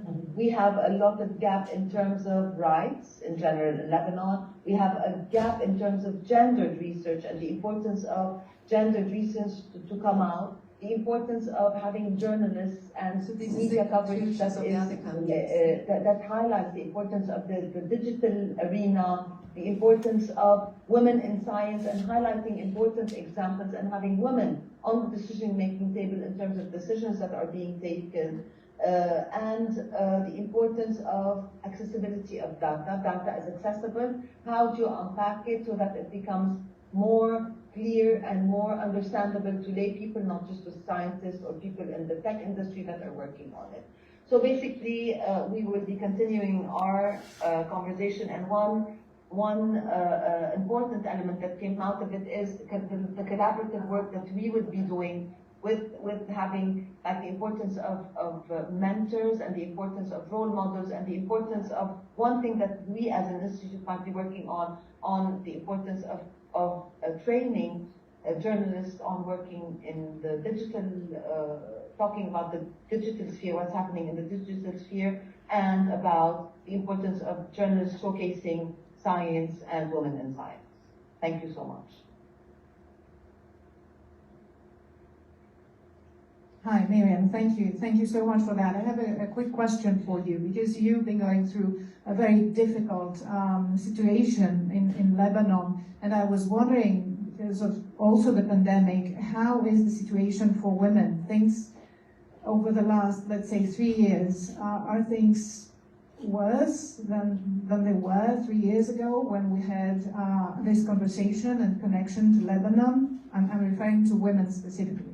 Yes, because like there are the general inhibitors, if I'm going to say, in terms of the laws, personal status quo, the nationality law, we spoke about that. And there are so many other things like the economic crisis. So like 80%, I don't want to give numbers because I want to be accurate, but a lot of people are below the poverty line. We do not know the statistics in terms of women working in the informal sector. There's a lot of dropout in terms of school. We were just talking about how, because of the economic crisis, more and more girls would be relegated to maybe public schools, or even when there would be a lot of dropout in terms of schools. So yes, the situation is bad, simply because of the economic crisis, simply because of the fact that there are so many luxury, there's so many taken for granted things that now are considered luxury for us, unfortunately. Not to mention the rise in terms of violence against women, femicide, etc. So yes, the situation is not great. Well, we are all by your side, and we will keep raising awareness around those issues, because it's important to always step outside our microcosm and connect. Thank you so much, Miriam, and happy 50th anniversary for the Arab Institute of Women in Lebanon. And thank you for this. For having us. This panel. And let's move on to Amman. Can Mary Nazal hear me? Hi, Elizabeth, can you hear me? Hi, yes, we can, Mary. Just to say to our comrades in Lebanon, you know, our hearts are with you, in Jordan always. Elizabeth, we had a great discussion. It was very intense this year, and there was more audience involvement, which was amazing, and we're going to have more discussion with the audience now. So we have some bullet points I'd like to share with you. So I'll just go through them. The first point is how we should actively be considering how can we use tech for the greater good. Gender equality within the tech industry has resulted in the exclusion of women. The digital divide occurs when access to tech is limited, resulting in unequal access to information. To attract more women in the labor market, we need to create safe and comfortable workspaces, including work from home options, addressing childcare and transportation obstacles. Encountering misbehavior and discrimination is crucial to women's success in the tech industry and in all industries actually. Discrimination and bullying against women persists in the workplace. Encouraging more women to occupy senior positions and providing them with access to capital can help overcome these issues. We also spoke about social media and how it often reinforces gender stereotypes. And finally, we spoke about Injaz's financial literacy program and how it's provided women with greater access to financial and tech information in an attempt to equip women to be change makers in society. And we also ended with some suggestions on how Injaz can build on those efforts. Thank you, Elizabeth. Thank you very much, Mary. And I was talking to our audience here in London about Injaz's programs and how you engage with schools and with 14-year-old entrepreneur, well, not entrepreneurs, but aspiring entrepreneurs, by giving them this opportunity to learn from the experts, to learn from successful and established business people in Jordan. Thank you so much for that, and we're going to leave you to it. You will continue the conversation in the room with your live Q&A. Thank you, Injaz, and my startup. And let's move on now to Karachi. Dr. Owais, how did you say? Can you hear me? Am I audible? We can hear you. Perfect. Thank you once again. So I'll be presenting the rapporteur's report from Karachi. During the 5th Athena40 Global Conversation, which was hosted in NIC Karachi, Pakistan, a number of issues related to women's empowerment were discussed. One of the major challenges highlighted was the lack of access to basic education for women in Pakistan. Additionally, women are also underrepresented in leadership roles and in government, which is a major concern. With almost 52% of the population being women, there's a need to provide more opportunities and equal representation to them in all fields, including government, education, and leadership. To achieve this, the government must incentivize organizations that have a higher gender diversity ratio and reduce quotas in organizations. The lack of data on the number of women in news journalism was also highlighted, with only about 5% women journalists based on membership of press clubs in Pakistan. This leads to a lack of female representation and a domination of newsrooms by men. Overall, there is a need for greater effort to empower women in Pakistan and ensure equal opportunities and representation in all spheres of society. Thank you very much.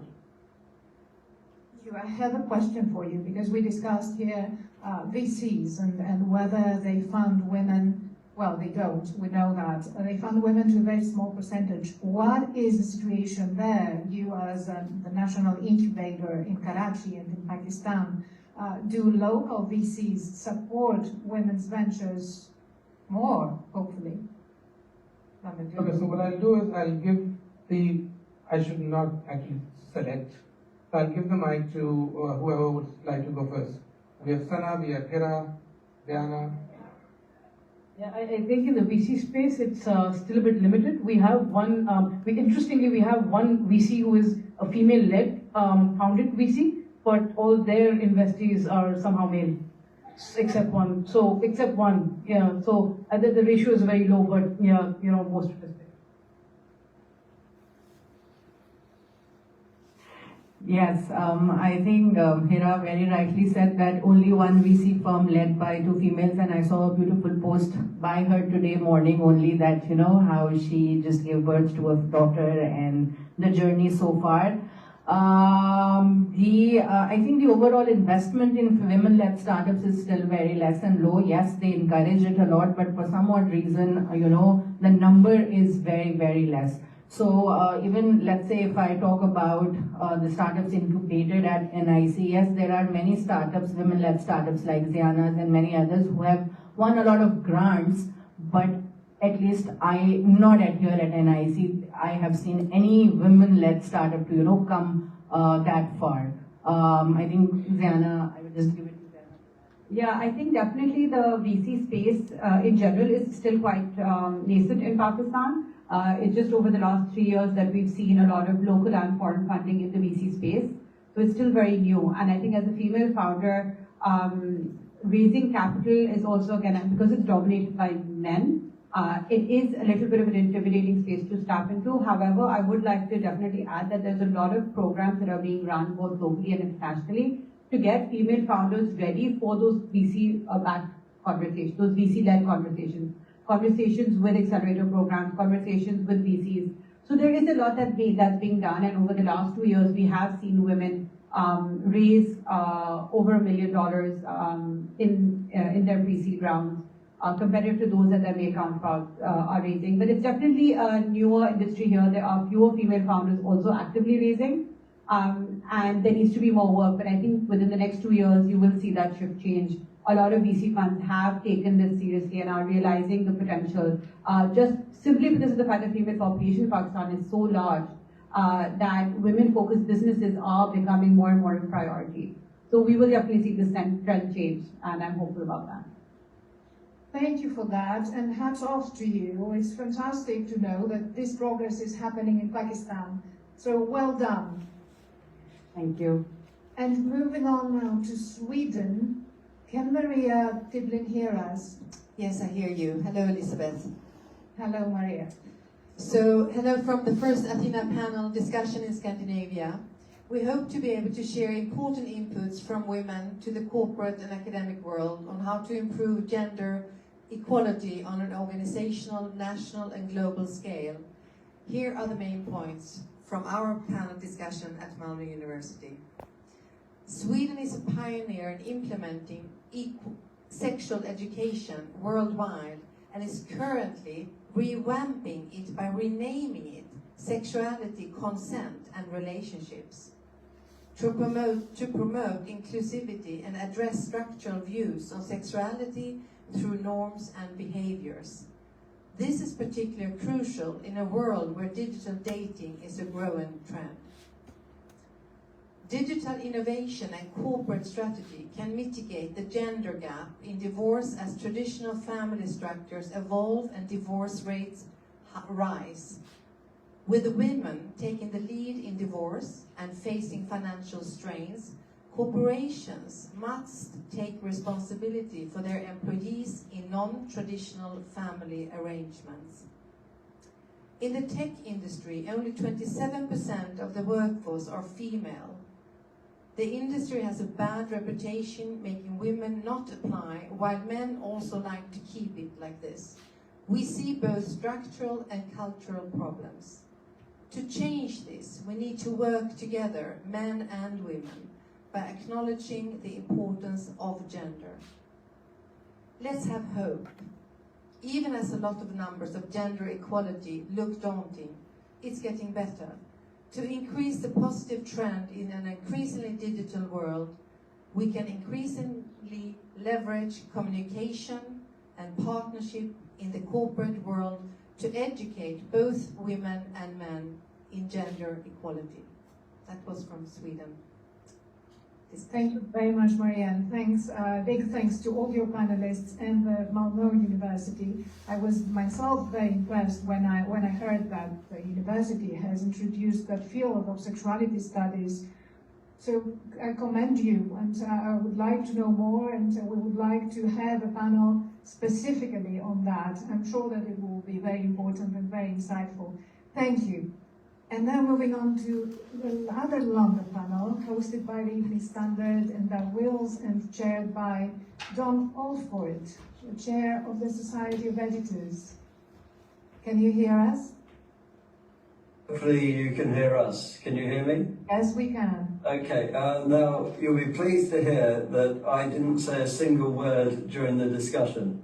It was definitely, Dawn was chairing and everybody spoke, and it was a wide-ranging discussion. And one of the reasons I didn't say anything was I was busy writing notes to give us something of a resume of what was talked, but it covered every area, and the panel represents every area. But the one overriding point that came through again and again was education, and education for all women, all girls.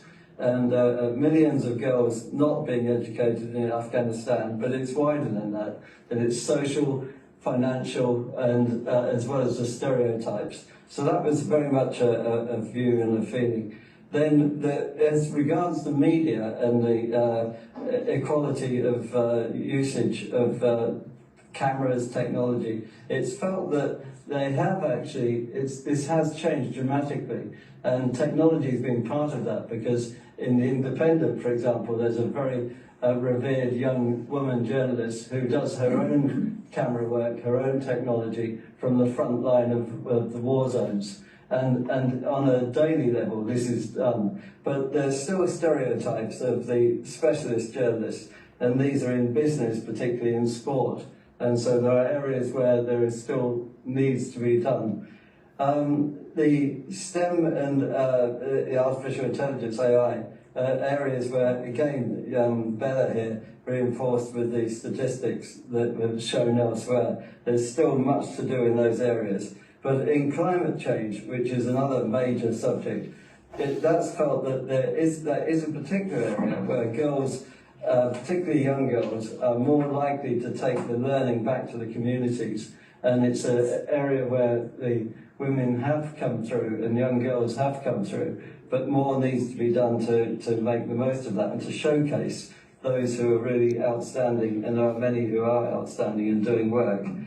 The importance of continuous training was also brought out by Judith there, and this was something right through career, and along with networking, and for women to help other women once go through the process and have gone through a career structure, and to go through. And that was felt to be something. But again, reinforcing something that's been said from Sweden, that the women to be on more boards, corporate boards, and to be interviewing panels, because they control the finance, and the finance often controls the resource, including education. So it's education for all, and we came up with where we'd like to be in 5 years, and I think the one that was overriding was elimination of fear, and that's a goal to achieve. Where we would like to be in 50 years' time. But I have a question for you, Doug. How does it feel to be the only man around the table? I'd like to say spoiled, but I don't think I have been. Thank you for the amazing work that you do, and for supporting Athena40 and women and gender equality. And thank you everyone for this fantastic panel.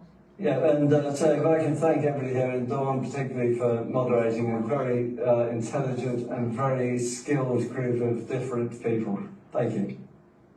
Thank you too, and we're now back in our room here at the Conduit Club, and time for live Q&A, which means that we have 10 minutes to hear from all of you and welcome your questions.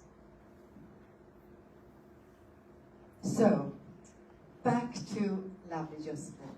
And I would like to apologize that you have had this interruption. It's perfect. Life is about change. Yes, it is. And thank you for being flexible. But now, open it. Fine. Okay. So now, please. Okay. So what can corporations do? What can global corporations do? But what can we as single individual do as well? It's like I say, today we have two choices. We can either just say it's a hopeless world, I go to bed just depressed. Or at least I can do something on a private level, doesn't need to cost so much. And on a global level, if I work on a big corporation, you can find areas and ways where the company can contribute. So I guess you are all familiar about the United Nations 17 Sustainable Development Goals. And for us at Essity, which is a global leading hygiene and health company, we're based in 115 countries. Of course, there are hygiene and health is one goal, and gender equality is another one.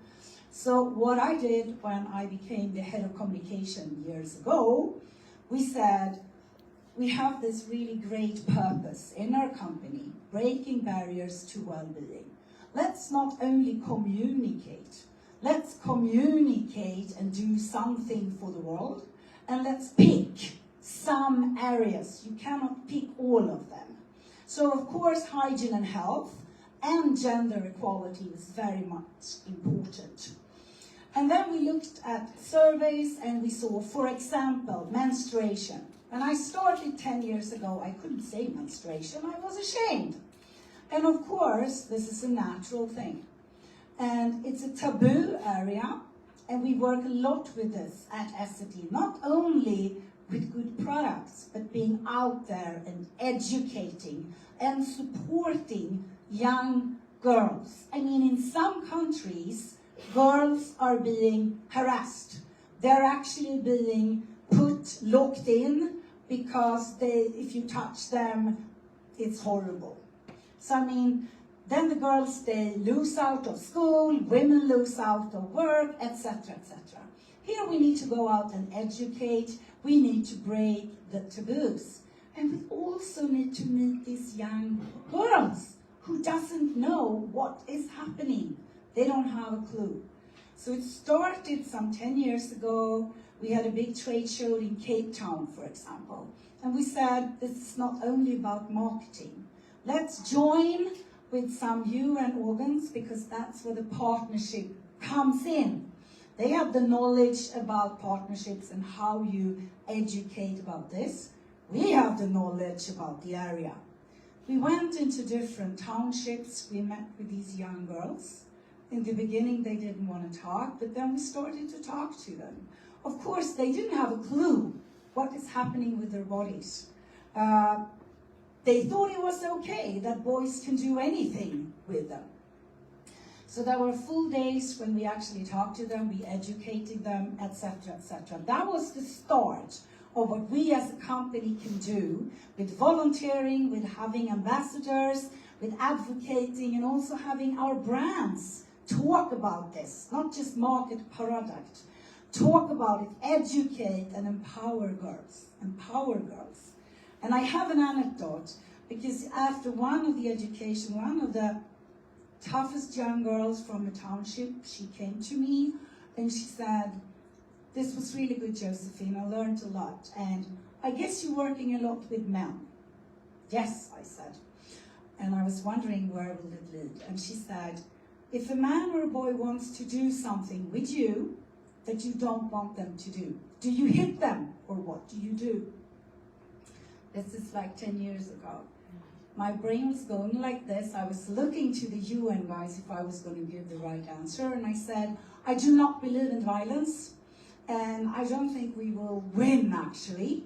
So what I do is I make sure to never be alone, if it's possible. I make sure to have friends. It can be either boys or girls, and I try to get the boy or the man to understand that what he wants to do with me, it's not cool.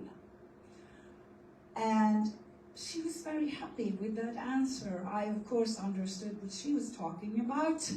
And that was the start of us in Essity actually ramping up these collaborationships. So the next big thing we did was to liaise with UNICEF in Mexico with our brand, Femcar brand Saba, who is the intimate hygiene brand. And we made campaigns, we went out in schools, I joined them. And here you need to also realize it's not only to talk to women and girls. You need to talk to teachers, you need to go to the government and say, the girls you need to have restrooms, not, so the girls can change tampons, whatever. You need to talk to them what this is all about. So it was a huge effort we did. We had volunteers from the company who became great ambassadors. This creates pride and motivation. I remember when I met with the government at first, and they looked at me and was like, what the hell is she doing here? But when I talked to them, because you also need to realize there are different stakeholders. You cannot have the same messages to everyone. So when they realized that this will actually be good for their economy, if they have good bathrooms, the teachers will not be sick, etc., etc. They started to build bathrooms. We started to educate the girls and the boys at the schools. And I have a lovely story that there are thousands of children in the schoolyard. We've been educating about menstruation, also with the boys. Because if you want to change, you need to talk to the boys. And also tell them it's not okay to do everything with the girl, then you need to treat the girl with respect. And for the girls to say it's okay to say no. And this is actually what's happening with your body when you're menstruating. So after this, all the kids are here and we are asking, what did you learn today? And they all wanted to say things. It's not really like in Sweden. Here they really want to say what they learned. And in the end, there is a boy, I think he's 6 or 7, and he goes like this. And he comes up to the podium and he says, so what I learned today is that menstruation is a natural thing. And I shall respect girls. I should also say if somebody do something bad to them, I will defend them. And I learned how to put on a pad in the trousers. And he was so proud. And he left. So, we can't save the world, but if we educate, we talk. I'm privileged because I work at a hygiene and health company, but everybody can do things. And if we have the courage to talk about these kind of taboo areas, we will see a change. It's the same at Essity. We have a tissue product brand named Seva, who makes toilet paper and things like that. Today, when they're making campaigns, it's not only about the products. It's that hygiene has no gender. And the campaign is like, everybody should do this. And also with their feminine care brands like Libresse, Bodyform, whatever, when they do the campaigns, it's about a message, wound stories, or blood normal, whatever. And also that teaching and educating the young girls and women. I can go on. And I think you had lots of more questions, and the time is running out. No, we do still have a little bit of time. Yes. If you compare Sweden to, we heard now Mexico, of course, we heard Cape Town, but do you see in Europe, if we just stay in Europe for a while, do you see differences there? I would say very much like you said, Annicken, it's about this thing with parental leave. And again, even if we in Sweden can think like, oh my God, this is so old-fashioned, we have come far away. And I actually, since I'm not the expert on these figures, I went to my colleague Pia Höök at Essity, who's actually the Vice President for Diversity, Equity, Inclusion. And she gave me some figures that were Sweden, where we are in the forefront. It's actually now parental leave. And also how men contributes much more with kids and so on. So that's where we're in the forefront. Then, unfortunately, where we need to do more, and somebody said it, I think you said it, Charlotta, with an A, it's the violence. Domestic violence and violence against women. And I don't want to get into here, but here we need to do more. And you, as a woman at Essity, on the board. Not on the board. Not on the board, but but in the big company. I used to be in the executive management team. Yes. And then I had the pleasure now to can work full time, to be a senior advisor and also advocate about these topics and work with UNICEF in Mexico, British-Swedish Chamber of Commerce, and other parties to actually advocate for these areas. You being a woman in this position, do you think that was an active choice, or did you wanted to have this position? Was there a man before, or how? Normally, Senior Vice President of Communications like HR, it's often women. So it was a woman before.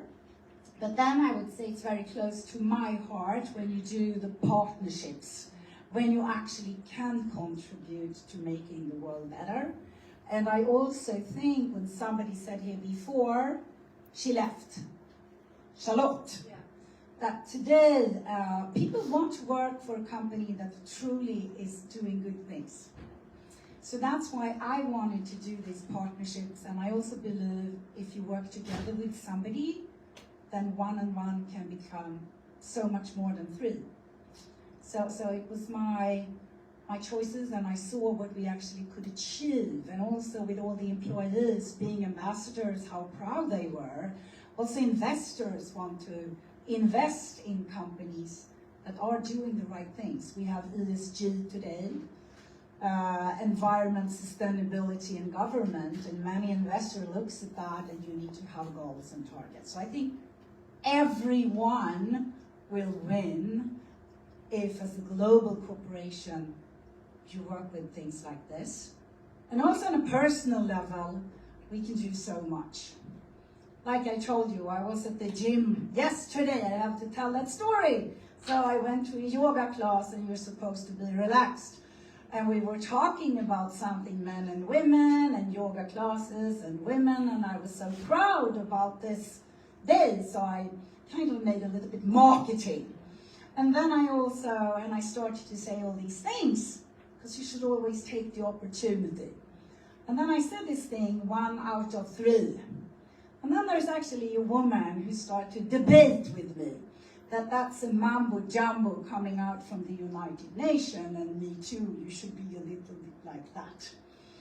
And then I almost started to debate with her and said, well, if it's 1 out of 3 or 1 out of 10, I don't care. Do you think women, have the right to speak up what they want in all countries today? And then the yoga instructor said, let's not be calm. So I think take all the occasions you have, and then we can make the world better and have the courage to speak up and support equality in the world. Thank you so much. Thank you so much.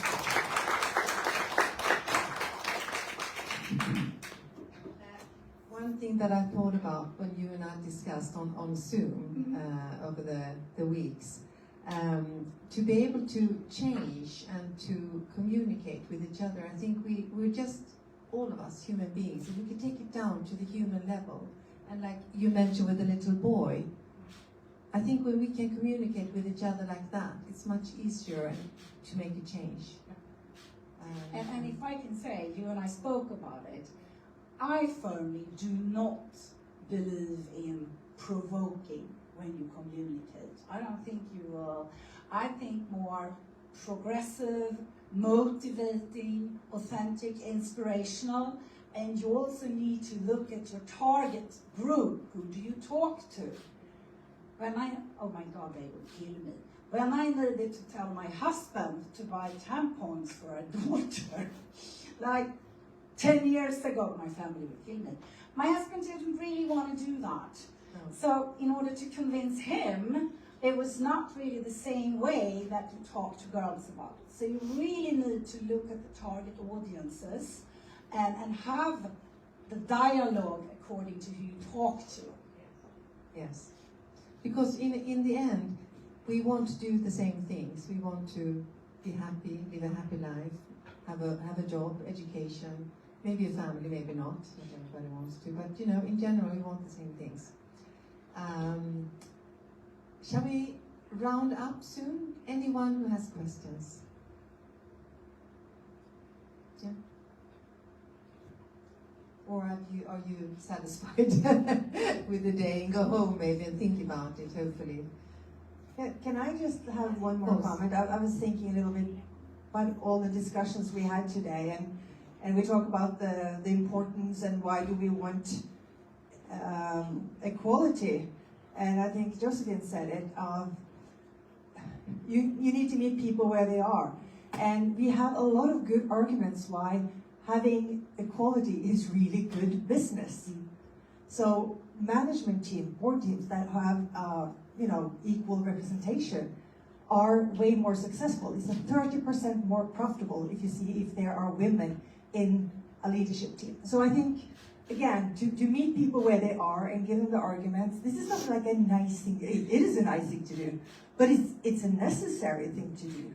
And that's very often, like in my own experience, that's when we can start talking, when you see all the benefits that comes from that. Yes. Except it's fair, yes, but it's also very smart.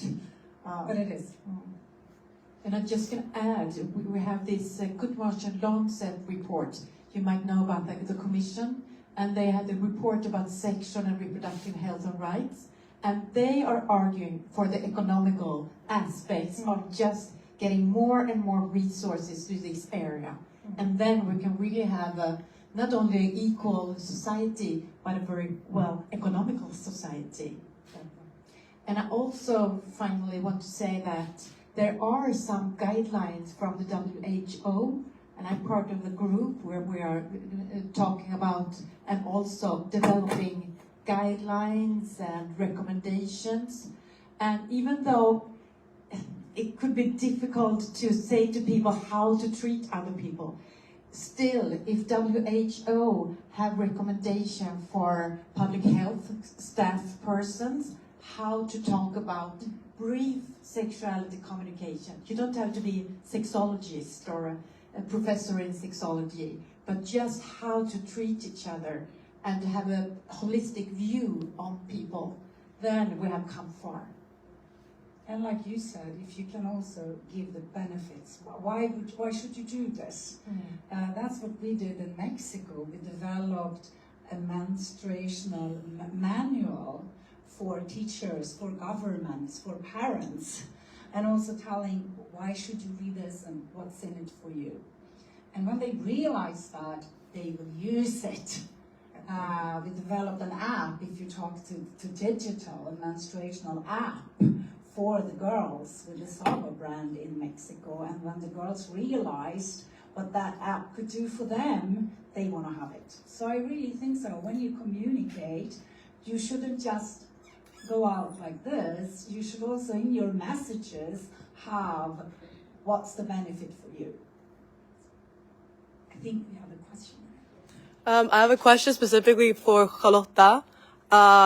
There's a lot of recent studies on male birth control, and specifically how they either show less side effects or, well, at least less side effects than female birth controls that are currently in the market.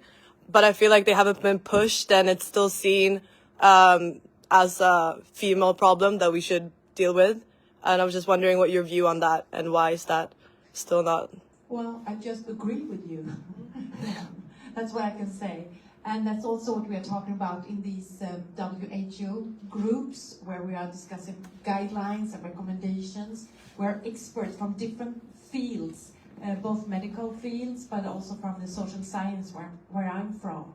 So we are talking about how to finance research and how to disseminate research results, and how to then change cultural norms and attitudes. And then we're into family values. We're talking about how to communicate surrounding sex education and so on. So that's why a specific question like that, male birth control pills, are more complex.